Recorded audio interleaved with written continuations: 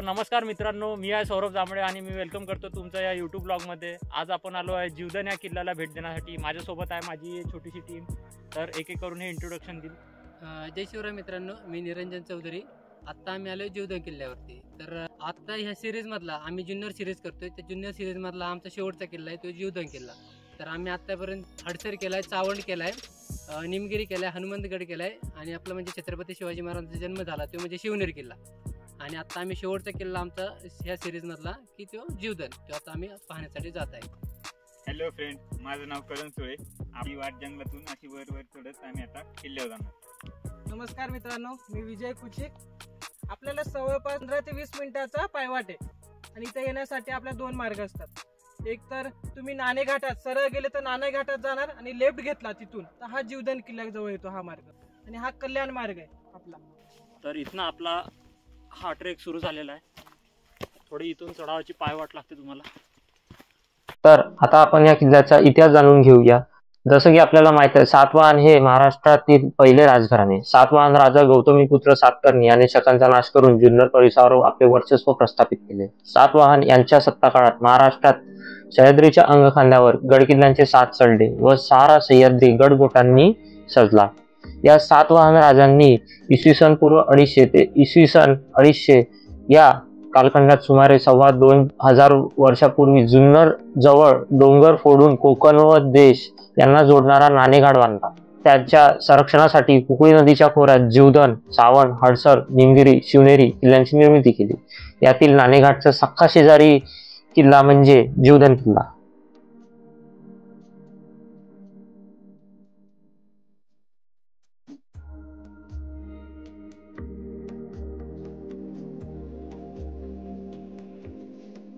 साधारण 15 ते 20 मिनिटाचा ट्रेक करून तुम्ही पायथ्याशी आपण येऊन गडावरचा तिथून चढाई सुरू।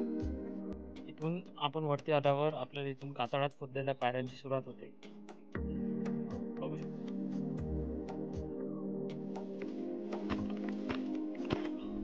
तर कातळात खोदलेल्या पायऱ्यांवर वरती आल्यावर आपल्याला इथे पाठीमागे रेलिंग दिसत आहे। शासनाकडून इथे लोखंडी ग्रिल लावण्यात आलेली आहे। तर चला आपण इथून आपलं समोरचा टप्पा पार करूया। तर इथनं तुम्हाला लोखंडी ग्रिल दिसत आहे।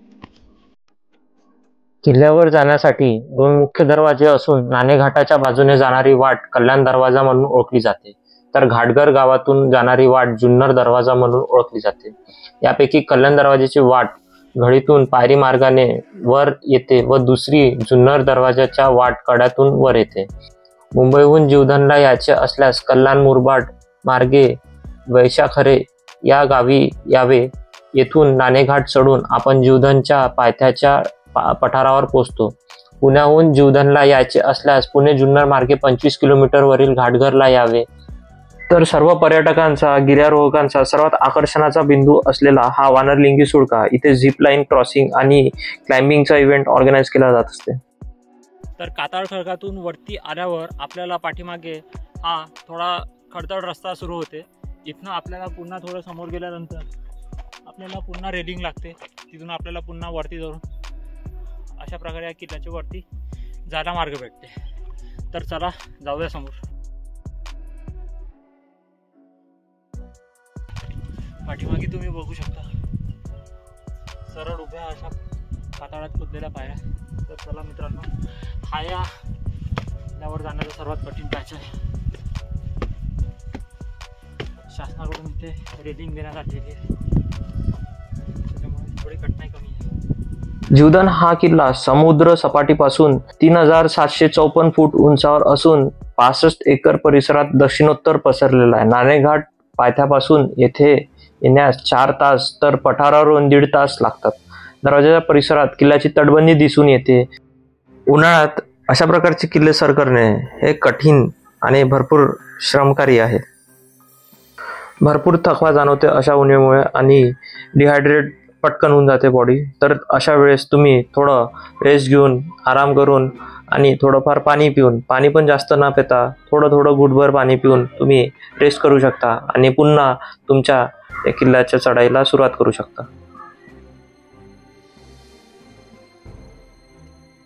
तर इथनं वरती आपल्याला किल्ल्याची तटबंदी दिसत आहे। इथून आपल्याला ग्रिल आणि दोरीच्या साहाय्याने वरती जावं लागेल। तुम्ही बघू शकता इथं किल्ल्याची तटबंदी. मित्रांनो, जसं की आपल्याला माहित आहे की सन 1818 मध्ये इंग्रजांनी जीवधन ताब्यात घेतल्यावर इथे सुरुंग लावून येथील पायऱ्या उद्ध्वस्त केल्या व पश्चिम दरवाजाची वाट बुजवून टाकली. त्यासाठी जागोजागी सुरुंग लावल्याच्या खुणा आजही आपल्याला पायऱ्या चढताना दिसतात. या 50 ते 60 कोरीव पायऱ्या चढून आपण एका कातळ टप्प्याशी येऊन थांबतो. येथे सुरुंग लावण्याच्या खुणा असून पायऱ्यांचा हा मार्ग या ठिकाणी तुटला आहे. तर समोर गेल्यावर तुम्हाला तो तुटलेला मार्ग दिसेल. तर हा जो मार्ग आहे हा सुरुंग लावून तोडण्यात आलेला होता. मित्रांनो, इथे आपल्याला दोरीच्या साह्याने वरती जायचं आहे. ठीक आहे, तुम्ही बघू शकता थोडा डिफिकल्ट पॅच आहे म्हणून इथे दोन दिली. तर इथे सावधानी वरती जावे. तुम्ही खोबण्याचा आधार घेत सुद्धा वरती जाऊ शकता. अन्यथा स्थानिकांच्या मदतीसाठी इथे दोर लावलेला आहे. या दोरीच्या साह्याने तुम्ही वरती जाऊ शकता. घडीच्या तोंडापासून साधारण 250 पायऱ्या चढून वर आल्यावर गडाची तटबंदी समोर येते. उभ्या कड्यातील ही वाट चारी बाजूंनी ताशीवकडे असल्याने एका नाळेतून खोदून काढलेली दिसते. तर मित्रांनो, हा पॅच आपण जो चढून आलो आहे, वरती आल्यावर आपल्याला इथे जे तटबंदी दिसत आहे, जसं तुम्ही हे जे पाठीमागे तुम्ही बघू शकत आहे, हे पूर्ण कातळात खोदून काढलेलं हे कोरीव काम आहे. त्यानंतर इथे आल्याबरोबर हा बुरुज दिसून येते. त्यानंतर इथनं तुम्हाला अंदर जाण्याचा मार्ग दिसते. तर हा गोमुखी पद्धतीचा मार्ग आहे. तर अशाच प्रकारचं कन्स्ट्रक्शन आपल्याला चावंड आणि हडसर किल्ल्यावर पण बघायला भेटलं होतं. तर तुम्ही बघू शकता या दोरीच्या साह्याने आपल्याला इथून जायचं आहे. पूर्ण हे कातळात खोदलेलं कोरीव काम बघू शकता तुम्ही. स्थानिक लोकांनी इथून वरती जाऊ नये, त्यांना जाण्यास अडचणी व्हावं म्हणून कातळात खोदलेल्या या पायऱ्यांवर सुरुंग लावून तोडण्यात आलेले. तर तुम्ही त्याचे सुरुंग लावण्याचे तोडून आलेले असे जे अवशेष आहेत, शासनातर्फे इथे दोरी दिली आहे, ज्याच्या साह्याने आपण वरती जाऊ शकतो. इथे वरती आल्यावर जीवधन, हडसर व चावंड या गडांच्या प्रवेश मार्गात असलेली समानता पाहता येते. तिन्ही किल्ले एकाच कालखंडात बांधल्याचे जाणवते. गडाचा दरवाजा तटबंदीत पायऱ्यांच्या काटकोनात असून वाटेच्या डाव्या बाजूस दरवाजाच्या रक्षणासाठी बुरुज बांधलेला आहे. त्यामुळे पायऱ्या चढून वर आलो की गडाचा दरवाजा दिसत नाही. तर तुम्ही इथे आल्यावर बघू शकता, इथे महादरवाजा आपल्याला दिसून येते. पूर्ण कातळात खोदलेला हा महादरवाजा आहे. तर पाठीमागे तुम्ही जे बघू शकत आहे ते महादरवाजा आपल्याला वरती आल्यावर लागते. आणि इथे जो हा दरवाजा बसवलेला आहे तो शिवप्रतिष्ठान या संस्थेनंच बसवलेला असेल कदाचित, कारण की आपल्याला हुबेहूब जो दरवाजा आहे तो हडसर या किल्ल्यावर पण बसवलेला दिसला होता. तर तशाच प्रकारची हे कलाकृती आहे. त्यानंतर हे पूर्ण कातळात खोदलेलं आपलं कोरीव काम आपल्याला दिसून येते. आणि बाजूला हे बुरुज आहे. गायमुखी स्वरूपाचं हे आपलं जे राहते ते प्रवेश असते.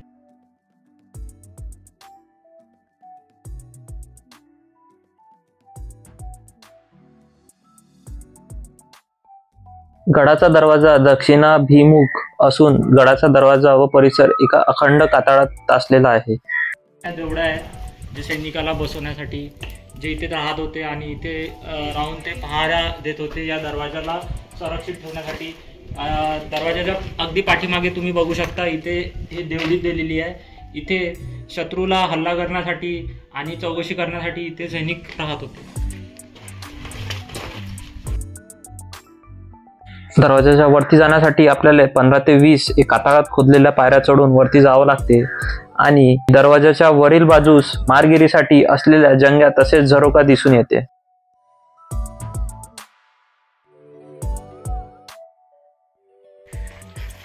वरती हे बुरुज, हे पूर्ण बुरुज आहे किल्ल्यावर लक्ष ठेवण्यासाठी. आणि इथून नाणेघाट हा जो पॉईंट आहे तो नाण्याचा अंगठा आणि तिथे नाणेघाट, त्या नाणेघाटावर लक्ष ठेवण्यासाठी इथे टोटल 7 किल्ले बांधले गेले होते. त्यापैकी जीवधन हा प्रमुख किल्ला. तर वरती या बुरुजावर आल्यावर तुम्हाला अशा प्रकारचं काही कन्स्ट्रक्शन दिसून येईल. तर इथून आपण एंट्रन्स केली आहे. हा दरवाजा मोठमोठे दगड पडून बुजला होता. तो 2012 साली मोकळा करण्यात आला आहे. दरवाजाच्या आत उजव्या बाजूस अजूनही दगडात अर्धवट बुजलेली गुहा दिसून येते. या दरवाजाच्या वरती आल्यावर आपल्याला या बाजूस जायचं आहे. इथे जाऊन आपण बघूया बघायला काय.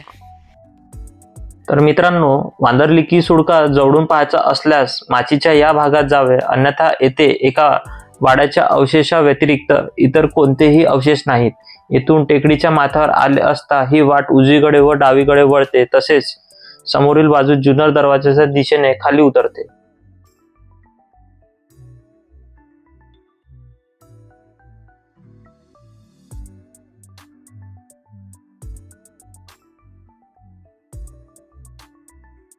आपल्याला वानरलिंगी सुडका दिसून येत आहे. तर इथे हे जे आहे प्रोफेशनल आहे आणि इथे रॅपलिंग आणि झिपलाईनचा जो इव्हेंट आहे तो ऑर्गनाईज केला आहे आणि त्यांचा आता म्हणजे फिनिश होणारच आलेला आहे पूर्ण. भरपूर मोठ्या प्रमाणात इथून क्लाइम्बिंग, रॅपलिंग, रोपिंग हा इव्हेंट ऑर्गनाईज करतात आणि भरपूर लोक यामध्ये पार्टिसिपेट करतात. तर आपण त्या उंच भागावर चाललेलो आहे. दरवाजाच्या तुम्ही डावी बाजूस वळल्यास तुम्हाला इकडे जाण्याचा मार्ग मिळेल. तिथे जाऊन आपण बघणार आहे की तिकडे काय आहे. दुपारचे आता 2 वाजत आले आहे आणि भरपूर अशी गरमीची आणि ऊन. तिथे मंदिर तुम्हाला दिसत असेल, तिथे आपल्याला जायचं. आता मित्रांनो, सह्याद्रीचा तुम्ही व्ह्यू बघू शकता. आता आपण चाललो आहे वर मंदिराकडे. ठीक आहे, इकडे वरती जाऊन आपल्याला मग इकडे खाली जायचं आहे. या साईडला तुम्ही बघू शकता तिकडे थोडं तटबंदी दिसत आहे. इथे धान्य कोठार असण्याचे चान्सेस आहे. तर आपण तिथे जाऊन एक्सप्लोर करू. पहिले आपण जाऊ मंदिरात. मंदिरातून निघाल्यावर मग आपण खाली जाऊया. मित्रांनो, हे जे किल्ल्याची टेकडी जिथे आपण वरती आलो आहे, हे किल्ल्याचा बाले किल्ला आहे. या बाले किल्ल्याच्या डाव्या बाजूस कोणतेही अवशेष नसल्याने सर्वप्रथम उजवीकडे वळावे. वाटेत सर्वप्रथम एका लहानशा झोत्यावर उघड्यावर गडदेवता जिवाबाईची मूर्ती आहे. या देवीच्या नावावरूनच या गडाला जीवधन असे नाव पडले. या मूर्तीच्या मागील भागात काही अंतरावर 2 समाध्या दिसून येतात.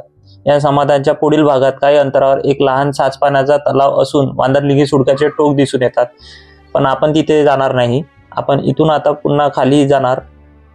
जीवादेवीचे दर्शन करून झाल्यावर इथून परत फिरून मूळ वाटेवर यावे व जुन्नर दरवाजाच्या दिशेने खाली उतरावे. वाट उतरताना उजव्या बाजूस 5 टाक्यांचा समूह दिसून येतो. तर डाव्या बाजूस दगडात बांधकाम केलेली एक वास्तू दिसते. ही वास्तू म्हणजे एक अर्धवट खोदलेले लेणे असून याच्या दर्शनी भागात बांधकाम केलेले आहेत. तर पाठीमागील भाग आत खोलवर कातळात कोरलेला आहे.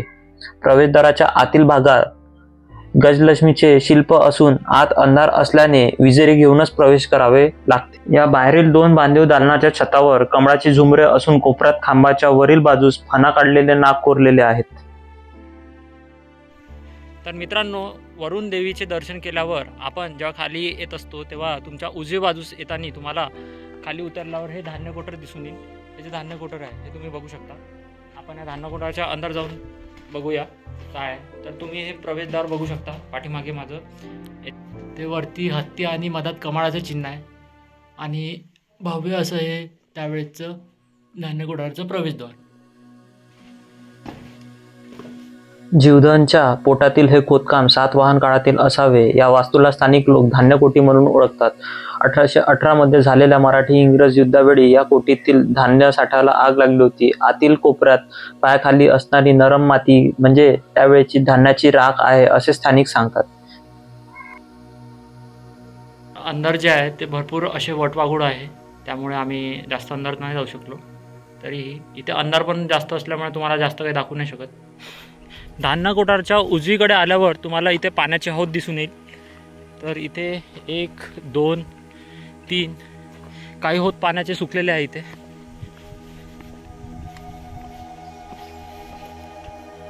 त्यानंतर 4 तर असे पाण्याचे हौद तुम्हाला दिसून येईल. पण हे पाण्याचे हौद पूर्ण सुकलेले आहे. हे पाणी क्लिअर आहे. तर दुपारचे 3 वाजलेले आणि आम्हाला भरपूर असा वेळ झालेला पटकन करता करता आणि भूक पण भरपूर लागलेली. तर घरून निघताना आम्ही सोबतच सगळं सामग्री आणि भांडं आणलेलं. आमचा प्लॅनच हा होता की आम्ही इथेच जेवण बनवायचं. तर खाली जायला वेळ होता म्हणून आम्ही इथेच या धान्य कोठाराच्या प्रवेशद्वार आहे तिथे बसून आम्ही स्वयंपाक करणं सुरू केला. स्वयंपाकात आम्ही मसाले भात हा प्रकार करणार होतो. पाणी पण अवेलेबल होतं आणि लाकडं पण होते आणि इथेच बनवून अगोदरी लोकांनी केलेलं आहे हे आम्हाला आढळून आलं. त्याच्यामुळे आम्ही इथेच बनवण्याचा निर्णय घेतला. जसं की तुम्ही बघू शकता अशा प्रकारे आमची डब्बा पाटी, आम्ही इथे मसाला भात बनवलेला आहे मीठ पाहिजे का? आणि इथे सॅलेड पण आहे. तर पूर्ण हे निरंजन भाऊ, त्यानंतर विजय भाऊ आणि करण सर यांची पूर्ण मेहनत आणि मी सपोर्टिंग स्टाफमध्ये. तर अशा प्रकारे आम्ही इथे जेवण बनवलं आणि जेवण करता करता हा सह्याद्रीचा व्ह्यू सुद्धा एन्जॉय करत होतो. आणि आमचं जेवण सगळं संपून झाल्यावर आम्ही पहिले साफसफाई केली. साफसफाई केल्यानंतरच तर आपण धान्य कोठारमध्येच इथे स्वयंपाक केलेला आणि पूर्ण साफसफाई करून टाकली आम्ही पूर्ण. ठीक आहे, साफसफाई केल्यानंतर आता आम्ही चाललो आहे धान्य कोठारच्या लेफ्ट साईडला, म्हणजे डावी बाजूला. तिकडे किल्ल्याची थोडी तटबंदीचे अवशेष दिसत आहे, तर ते मी तुम्हाला दाखवून देतो. हे अवशेष बघून गडाची मुख्य वस्ती याच भागात असावी. गडाचा जुना दरवाजा पूर्णपणे कोसळलेला असून या भागात तटबंदी व बुरुजाचे बांधकाम मात्र मोठ्या प्रमाणात शिल्लक आहे. याच बाजूस जुना दरवाजाचे अवशेष खूप मोठ्या प्रमाणात विखुरलेले दिसतात. या भागाची सदर तसेच मोठ्या वाड्याचे अवशेष सुद्धा दिसून येतात. तर धान्य कोठार बघून आपण थोडं तटबंदी बघितलं, त्यानंतर वरती जाऊन पुन्हा आपण आता खाली उतरून आता महादरवाजाकडे आलेलो आहे. इथे आपला हा ट्रॅक कंप्लीट होत आहे. त्यानंतर आता इथून आपण प्रस्थान करूया.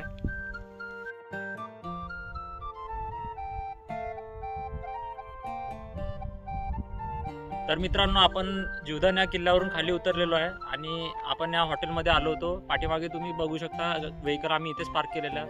त्या हॉटेलचे ओनर, मी त्यांच्याशी तुमचं इंट्रोडक्शन करून देतो. तर नमस्कार भाऊ. नमस्कार, माझं नाव आहे सागर. आम्ही जीवधनगडाच्या पायथ्याशी राहतो. तर आमच्याकडे राहण्याची, जेवणाची, कॅम्पिंग वगैरे सुविधा आहे. झिपलाईन रॅपलिंगसाठी आम्ही बुकिंग वगैरे करून घेतोय. तर कुणाला झिपलाईन रॅपिंग करायचे असेल तर माझा हा मोबाईल नंबर आहे 8855936488. हा माझा मोबाईल नंबर आहे. तर जसं की मित्रांनो तुम्ही ऐकलं आहे, तर तुम्ही इथे आले तर नक्की तुम्ही यांच्या हॉटेलमध्ये स्टे करू शकता. आणि इथे झिपलाईन रॅपलिंगसाठी तुम्ही यांच्याशी संपर्क करू शकता. यांच्याकडे भरपूर चांगले कॉन्टॅक्ट आहे. तर तुम्ही इथे येऊन इथे पाठीमागे व्हेकलही ठेवू शकता. त्यानंतर इथे जेवणाची, खाण्याची उत्तम सोयी आहे. तर इथे तुम्ही येऊ शकता. आणि जसं की यांनी कॉन्टॅक्ट नंबर दिला आहे, तर नक्की तुम्ही यांना कॉन्टॅक्ट करा. तर चला मित्रांनो, भेटूया.